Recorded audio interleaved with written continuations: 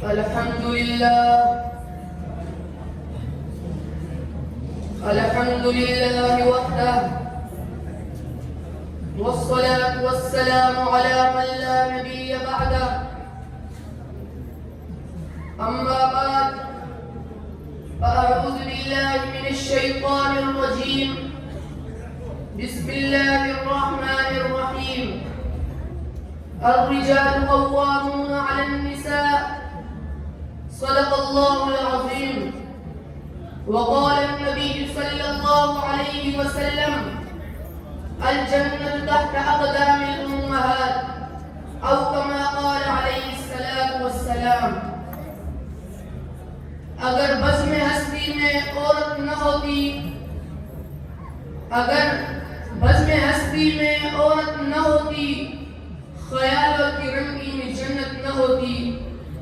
मेरे वाजिबुल इहतराम असातिज़े किराम, उलमाए किराम, तुलबाए इज़ाम और आज के इस बाबरकत तकमील कुरान कॉन्फ्रेंस में शिरकत करने वाले मेरे गयूर मुसलमानों, अस्सलामु अलैकुम व रहमतुल्लाहि व बरकातुहू।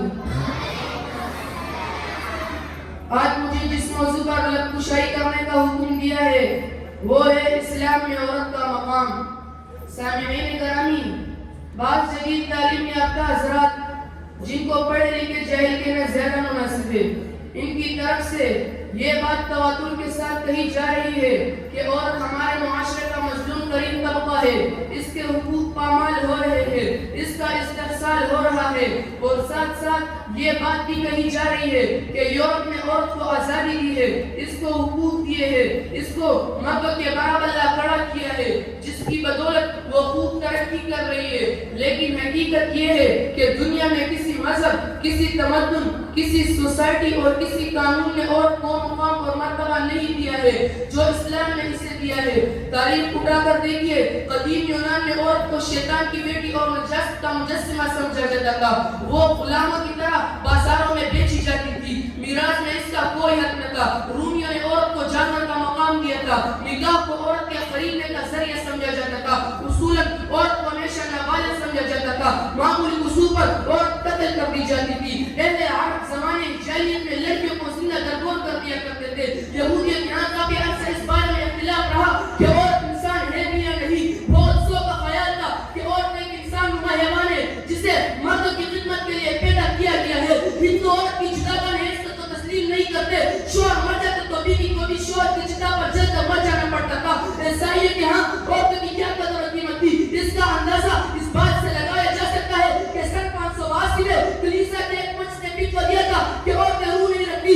अजीब इत्तिफाक था, जब कलीसिया एक फतवा जारी कर रहा था कि औरतें में रूह नहीं होती, तो इससे चंद साल पहले जज़ीरतुल अरब में वो आखिरी नबी पैदा हो चुका था जो तमाम कुचले हुए इंसानों के हुकूक का मुहाफिज था।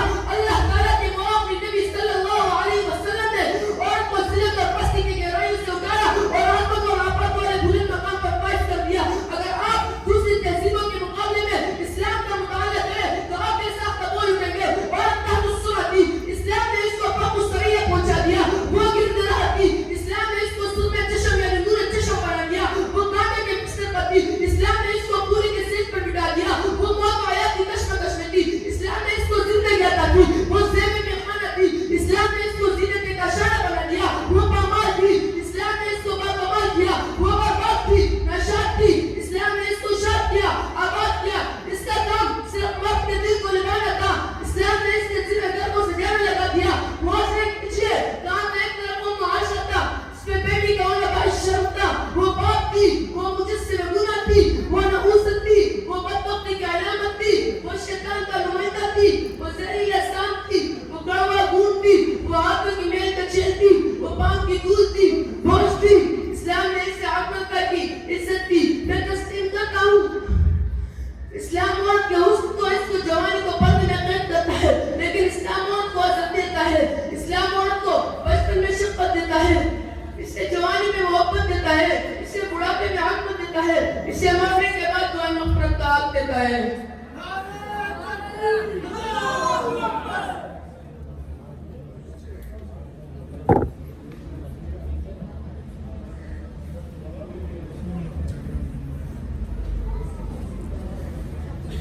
Na गिलास में संग क्या मैं